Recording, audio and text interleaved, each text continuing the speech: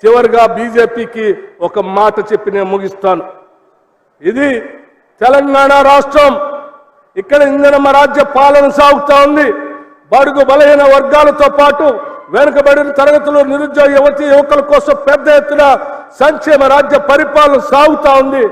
ఇక్కడ మీరు ఓట్ల కోసం మతాలను కులాలను రెచ్చగొట్టి ఓట్లు పొందాలి అంటే ఇక్కడ సాధ్యం కాదని చాలా స్పష్టంగా చెప్తూ ఇంతటి కార్యక్రమాన్ని, ఆనందమైన కార్యక్రమాన్ని ఏర్పాటు చేసుకొని ఇన్ని గ్యారంటీని చేవేళ్ల నుంచి ఇక్కడే పబ్లిక్ కి రాష్ట్రానికి అంకితం చేసే కార్యక్రమాన్ని ఏర్పాటు చేసుకోవడానికి అవకాశం ఇచ్చిన మీ అందరికీ, అలాగే ఈ కార్యక్రమాన్ని చిత్తశుద్ధి అమలు చేయడానికి సహకరించిన మంత్రివర్గ శాసనసభ్యులకి, ముఖ్యమంత్రి గారికి మనందరి రాష్ట్ర ప్రజలందరి తరఫున ధన్యవాదాలు తెలియజేస్తూ ముగిస్తా ఉన్నాను.